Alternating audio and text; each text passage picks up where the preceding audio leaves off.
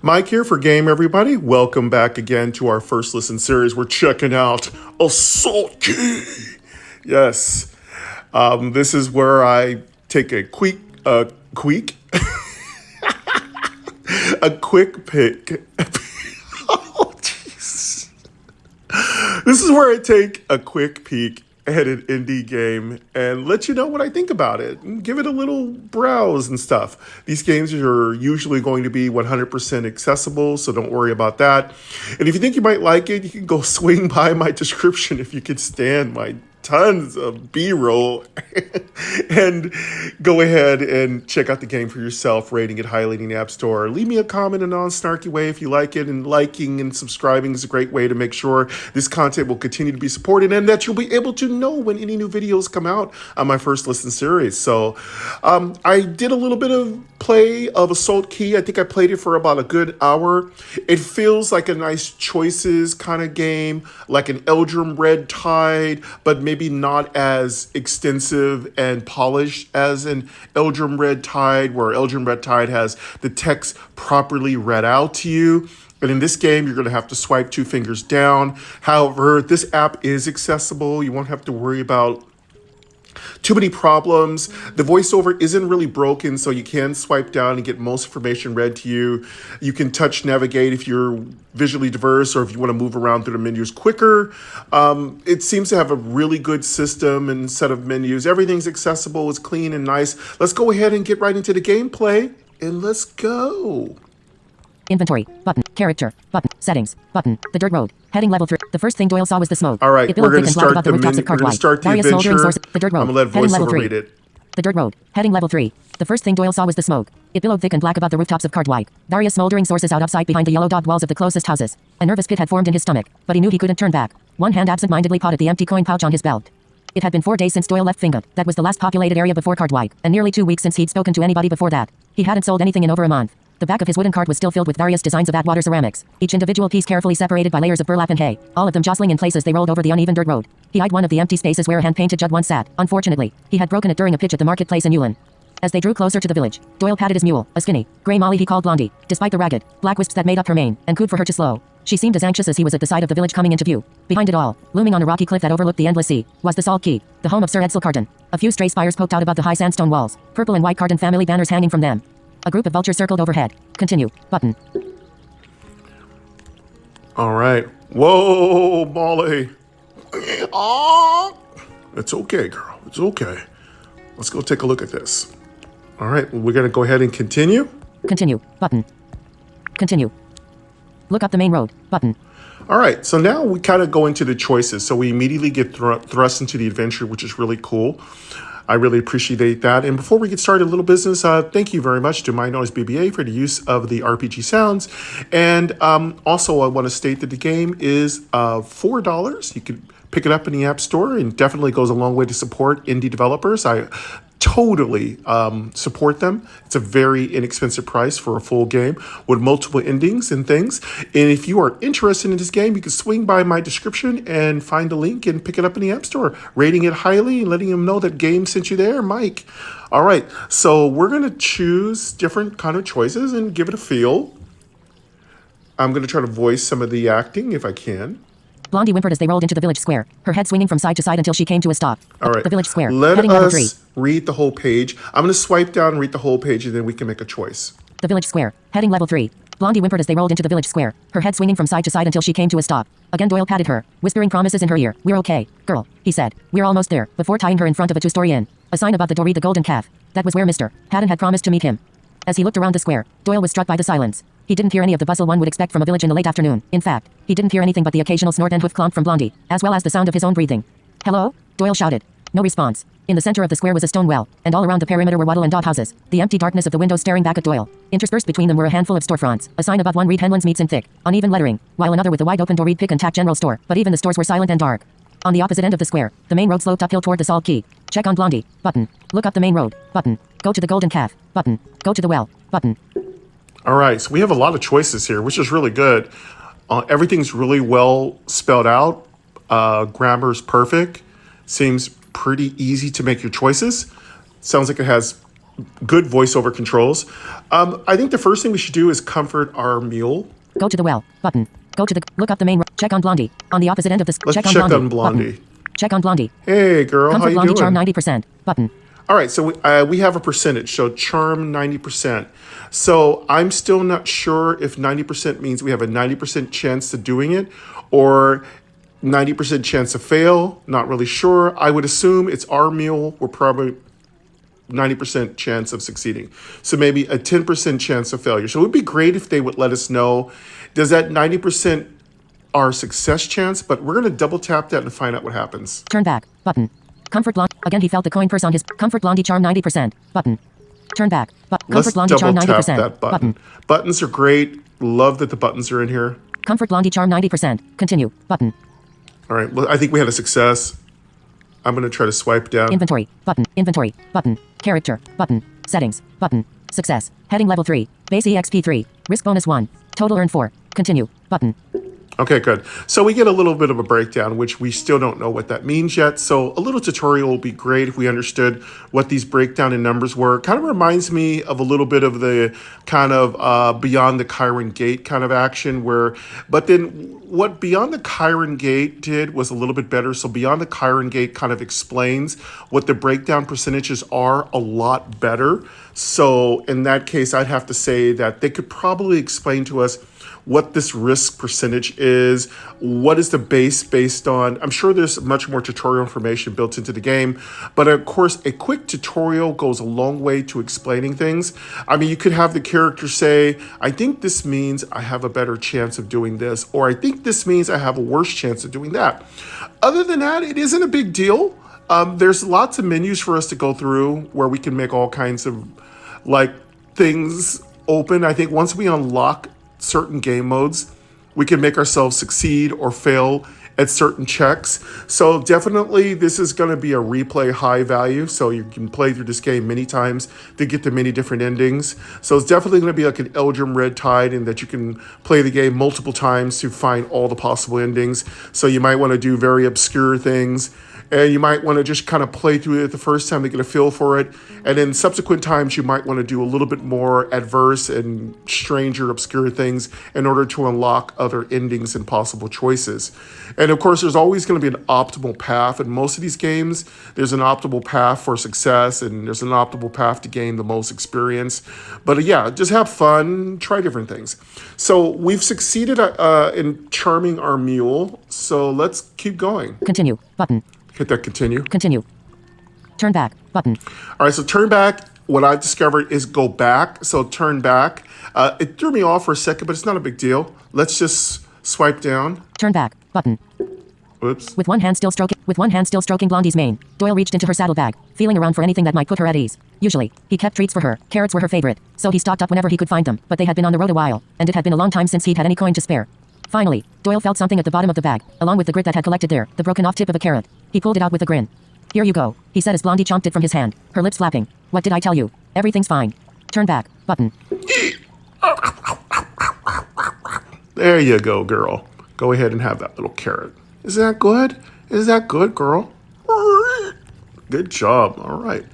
Let's go back. Turn back. Button. So that would be completion. Turn back. All right, so we've done Go to the well. that. Button. Okay, we can go to the well. Go to the well. Go to the golden calf. Golden Button. calf. Look up the main road. Button. Look up the main road. Check on Blondie. Button. Look up the go to the golden calf. Let's go to the Button. golden calf. Sounds like a nice place. Go to the golden calf. Look at the bar. Button. All right, let's swipe through this list. Look at the bar. Button. Go out to the village square. Button. Go upstairs. Button. Okay, let's go. Inventory. Top. Button. Inventory. Button. Character. Button. Settings. Button. The golden calf. Heading level 3. The graying door to the golden calf creaked as Doyle nudged it open, glancing back at Blondie as if she might offer some expression of reassurance. She gave him nothing, though. Hesitant, Doyle stepped inside, mud cake rushes shifting beneath his feet as he shut the door behind him. The interior was as silent as the village square. Matching wooden tables populated the first floor, and an unpolished bar spanned the back of the room. A row of brown glass bottles, local brews, most likely, plus a few imports from Astal Morigban, lined the countertop behind it. At the end of the bar was a door hanging slightly ajar, with a handmade sign nailed to it that read private. Hello, he said. Is anybody here? Nobody answered. Doyle ran a hand along the bar as he kept looking, stopping for a moment to stare up at the wall behind it. There was a wooden carving hanging there, ragged and uneven like a piece of driftwood. It looked like it was supposed to be something like a cow. The eyes were too large, though, each one a gaping black abscess on the malformed wood of the head. A staircase led up to a second floor that overlooked the first. All the rooms were there, Doyle assumed, and he could just make out the tops of 4 closed doors. Look at the bar. Button. Go out to the village square. Button. Go upstairs. Button. All right, first thing, my first impressions are the writing is really, really good. The descriptions are great. The layout is really good. Logical choices definitely gives you a lot of meat on your potatoes, and yeah, those are really good. So let's go ahead and just look around. The interior, private. Period. Hello. He's nobody. A stair. Look at the bar. Go out to the village square. Look at the bar. Let's look at the Button. bar. Look at the bar. Turn back. Button. Hello, anybody around? Hello. All right, we're looking at the bar. Let's see what this bar looks like. Character. Button. Character. Button. Settings. Button. The bar. Heading level 3. The floor behind the bar was littered with broken glass. Some of those brown bottles must have dropped at some point. The wood was still wet, though, so it couldn't have been long ago. Doyle pictured shattered bits of ceramic in the dirt in the marketplace in Ewan, then let out a heavy sigh. Nestled under the bar in a locked glass case was a bottle of Astalm brandy. The last time he'd had a drink so decadent was about 5 years ago, on the night of his wedding. Nella's father had bought them a single bottle as a gift. It was an Astalm wine, actually, but close enough, and they polished off the whole thing before spending their first night together. That was a long time ago, though, before Nella had left, before Doyle had become an Atwater associate. For a moment, Doyle considered trying to take the brandy, but then looked around again for a bartender, or anybody else who might be watching. It's not right, he thought. Nobody deserves anything they haven't earned. Turn back. Button. Okay, so we get a lot of exposition. So we were married and our wife Nella left us. We're not a thief, so we don't immediately break the glass and take the really nice bottle. Nice flashback, so we get a little bit more information right there. Let's just keep moving. Turn back. Let's Button. go ahead and turn back. Turn back. Let's do some more Go exploration of upstairs. the room. Button. Go upstairs. Go out to the village square. Look at the bar. Button. At the other was a staircase. Look at the bar. Button. Go out to the village square. Go upstairs. Button. Let's go upstairs. Go upstairs. Go downstairs. Button.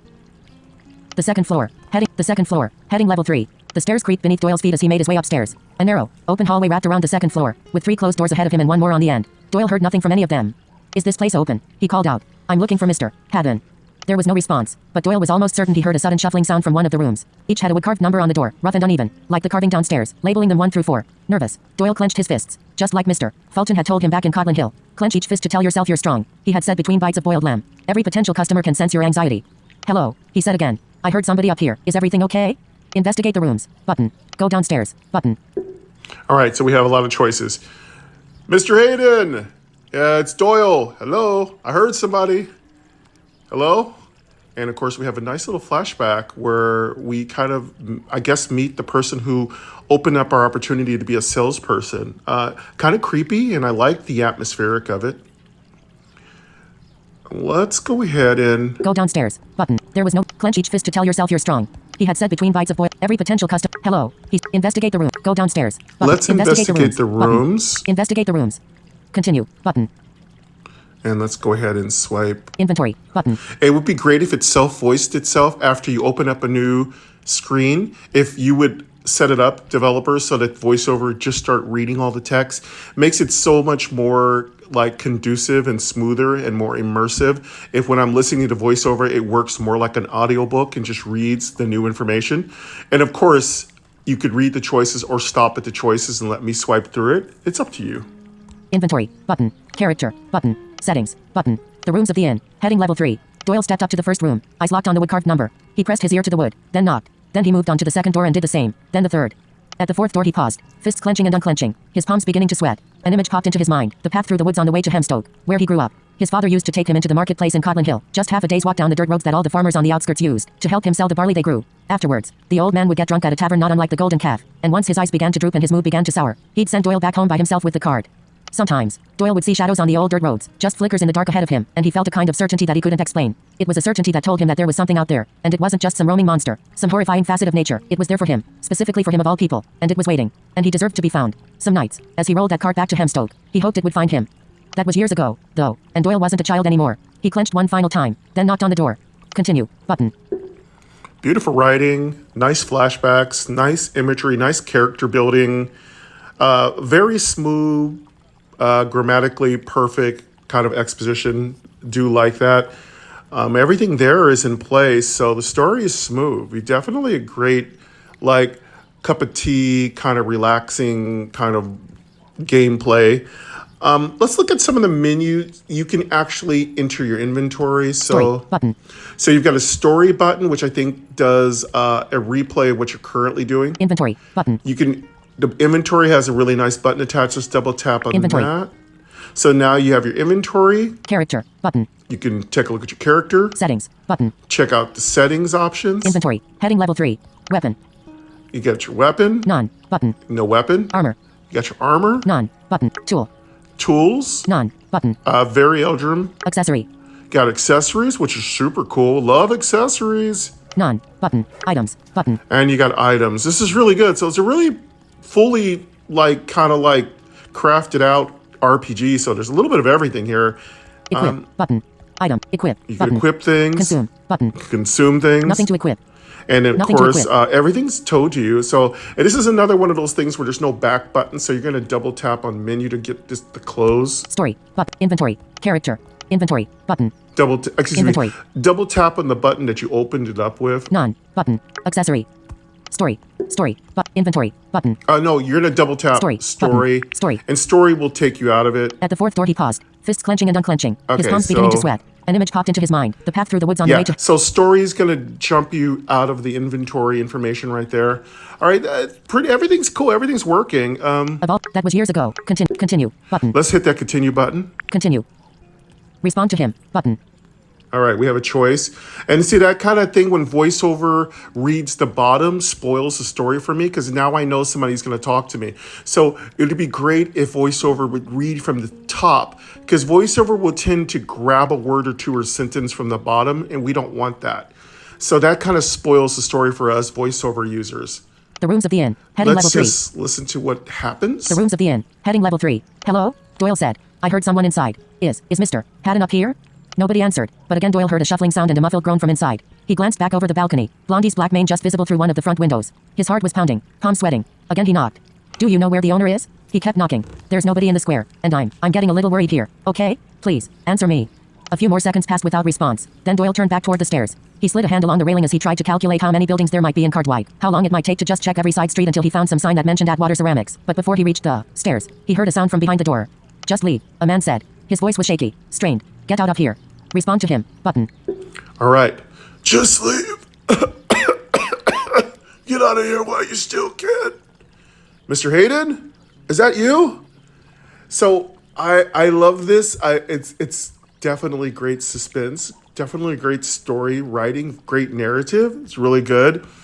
But yeah, this is Assault Key. It's deep, and I definitely don't want to spoil the story for you. But if you all like this game, and if you like to hear me do this in my own way with a little My Noise BBA music kind of thrown in there for different scenes, like each episode, I usually throw a different soundtrack in based on, I like to play through the episode and note what the feel of the episode is. Then I find something on My Noise to add a little ambience to it or sound effects, and then I try to voice act it a little bit. So if y'all are interested in me doing that, go ahead and make sure this video gets 20 likes. That's 20 likes, 20, and I will definitely do a live premiere, or I will do a Let's Play series on it. Of course, when I know that you all really like what I'm playing, that gives me more impetus to want to do a longer series on it. And of course, if it's just something you just want to give yourself a try, it's down in my description. But for now, we're going to go ahead and walk away from this very lovely indie title. And definitely, I try to find the accessible indie gifts that accessibly exist out there for all of you and bring them in an accessible format for you all to listen. So as I say, keep gaming accessibly with Mike every day, and I'll hear you next time. Take care, everyone.